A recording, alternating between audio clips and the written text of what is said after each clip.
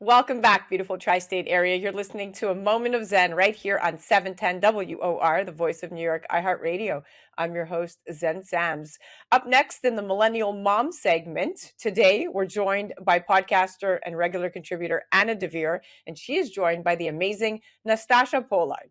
Nastasha is a certified registered nurse anesthesiologist in New York City, but she's always had a big imagination and passion for becoming a children's book author from a very young age. And in 2021, she did just that. She co-authored and self-published her very first book called Puffy. They're going to join me right now to chat all about this incredible book on self-love and celebrating differences. Welcoming now to the show is the amazing book author Nastasha and Anna. Welcome, superstars. Thank you. So excited to have you on, Nastasha. Let's dive right in and talk about this inspirational book called Puffy.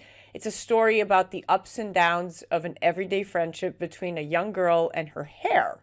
Now, your book is a reminder about celebrating differences. Talk to us about what made you want to write this book. When I get to the root of it, it's definitely the possibility of impact. So we have Puffy here that pulls from one experience of mine as a little girl with curly hair. And it wasn't the most positive experience, but Puffy is an opportunity to change that narrative. Little girls with curly hair, they'll see themselves on the front cover and they're really excited to read the story and now love on their curls. And you may have a little girl that doesn't look like Kayla or Puffy on the front cover of the book that grabs the book up, reads it, and then has a discussion with her parents about the fact that people who look different than you don't need to be intimidated by, you don't need to bully them or judge them, that differences make us special and we need to celebrate our differences. Well, this is amazing. So I want to keep talking about why this theme of embracing your natural hair is so important. And for centuries, societal standards of beauty have favored European features, the blue eyes, the light skin, the straight hair, which has subsequently excluded and marginalized every other race's features and deemed them lesser than quote unquote beautiful, right? An example of this is the natural hair of Black people. In fact, a survey exploring the experiences women have related to their hair found that Black women experience much higher levels of anxiety than white women regarding their hair, and 1 in 5 Black women feel social pressure to actually straighten their natural hair for work, which is twice as many as white women. And so when you look back historically, Black women have been pressured to alter their hair due to these discriminatory and narrow beauty standards, which can be detrimental. I mean, so detrimental to one's self-esteem, especially as a little girl, which is why I especially applaud you, Nastasha, for creating this book for children, because it's of the utmost importance to teach them this lesson early on, to embrace their natural hair and ultimately who they are despite these societal standards. So congratulations. Very, very well done. Now I know Anna has some questions, so I'll hand it off to you, my dear. Yeah, and I want to say that too in a maybe a different way, that I love that Puffy's a character, and I know that the subject of hair is a lot deeper, it's a lot richer. I think, and just kind of bringing it all together and lacing it all together, can you just talk a little bit about how you hope to help everyone, even if they're a boy, and you sort of answer this, but even go a little further, if they don't look like the character in the book, what do you hope that will happen when they read this book? I would tell everyone to fall in love with yourself. Puffy is a character, right? So what would your own hair say if it could talk? Would it say that you're constantly trying to hide me or change me?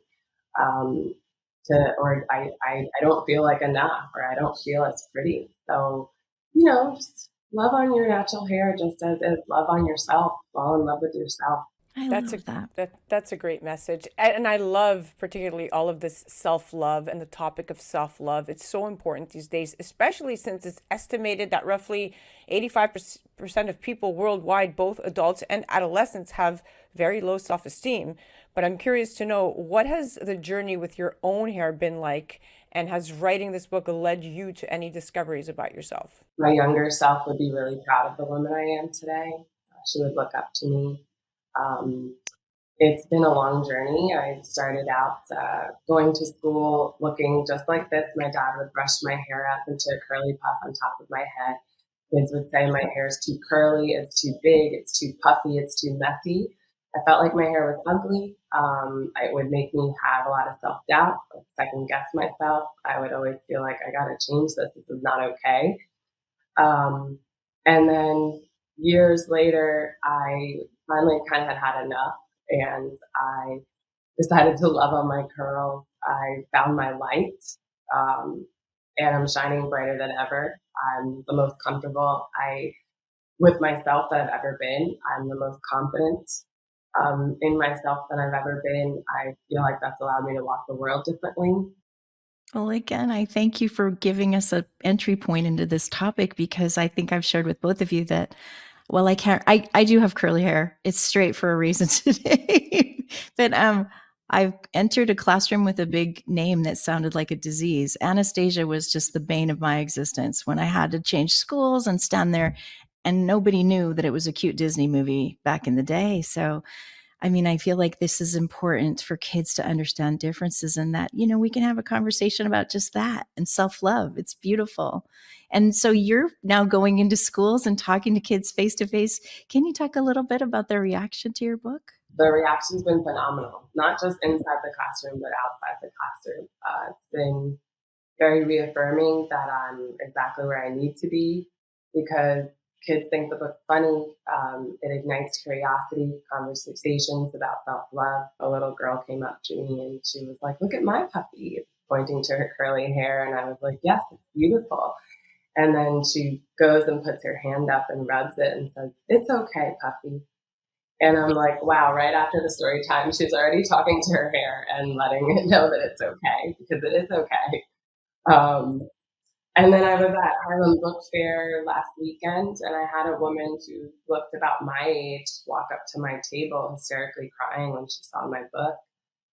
And she slowly takes her phone and turns it around and shows me a picture of her when she was a little girl with curly hair. And it was just like, you have no idea how much this book means to me, and I haven't even read it yet. I wish there was a book that looked like this with a character that looked like me when I was younger.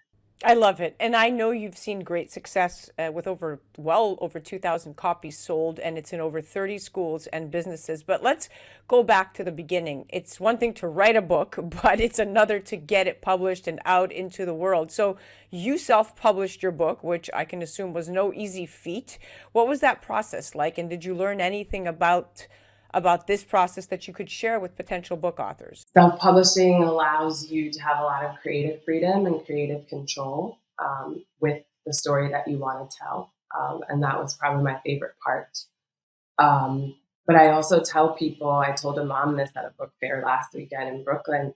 She has a story she wants to share about her daughter and her coming to America. And I told her it is a lot of work. I think one of the hurdles with self-publishing is discoverability, which is why I'm so grateful to you guys having me here today on this platform to share Puffy and give it more of a voice so it can reach more little ones and parents and more people and more spaces.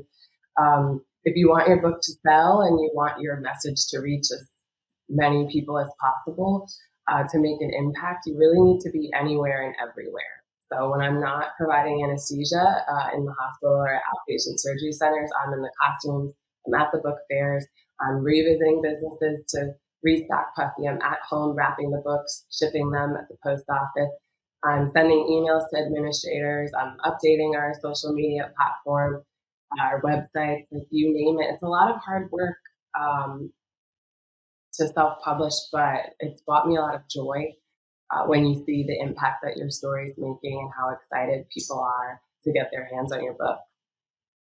It's amazing. It's amazing. Do you want to give a shout out? Obviously, you found a sense of purpose in this, and I love it. You want to give a shout out to your next book title? Because I know you've got that one right up your sleeve. Yes, I do. Thank you. So I'm working on another book now. It'll be my second book. I'm excited to bring all I've learned from self-publishing to this book. It is titled, If You Don't Know, Just Ask. The inspiration is I'm just always very tickled in my interactions with kids and my classroom visits with the amount of questions they have and how curious they are about the world as they try to make sense of it. So this book really nurtures curiosity, exploring the unknown, problem solving, confidently asking questions, trying to find the answers. It reminds kids that asking questions isn't just about fact finding, but that it can help others through compassion or empathy. So this book is a little boy. His name is Cal, and he loves asking questions, and he's really excited to share everything that he learned. So, Wow. I can't wait to see this new book. I know. And when it's out next year, and you're going to have quite an impressive following by then, like you, as if you don't already have that now, but you have an impressive career and already an anesthesiologist turned children's book author. I mean, that's a 360, and I want to commend you because this experience, without a doubt, of writing and publishing these books, I can see has changed your sense of purpose from this very interview. And I'm so excited to see what's next for you. I know Anna has the very last question, but you have come such a long way, my dear. Congratulations. My only question is, how do people get in touch with you? Where do you want us to go follow you, and what's coming next for you? yeah, absolutely. So what's next? Obviously, this new book, but in regards to Puffy, kids requested that I do a coloring book. So I'm working on a coloring book for the book. I also would love to get some sort of animation or maybe a doll made to go along with the book. And there is a magical hair oil in the book. So I think it would be really cool to be able to partner with like a hair product company that I love, like Pattern Beauty by Tracy Ellis Ross, and encourage girls to love on their curls with these products. But yes, that's some of I have a lot of work to do, a lot of ideas, but that's some of the things that are next. If you are interested in getting a puppy book, you can follow me at The Puffy Story. www.thepuffystory.com is our personal website. You can find the book on Amazon, or you can email me if you're interested in a story time at thepuffystory@gmail.com. Wow. Beautiful. There's so many different ways of getting in touch with you. Thank you so much for being here. You are beaming light, and you are obviously going to be making a huge difference in the lives of many children to come, and really inspiring them to love themselves and celebrate love. Thank you so much for coming on. Thank you so much for having me. That was our Millennial Mom segment, and that was the incredible Nastasha Pollard, author of children's book Puffy. Definitely head to her website, thepuffystory.com, and check her out on the gram at The Puffy Story. And of course, don't forget to head to Amazon Prime to get your copy of Puffy. Of course, check out our amazing Anna on the gram at Anna_Devere. You're listening to A Moment of Zen right here on 710 WOR, the voice of New York, iHeartRadio. We'll be right back after this.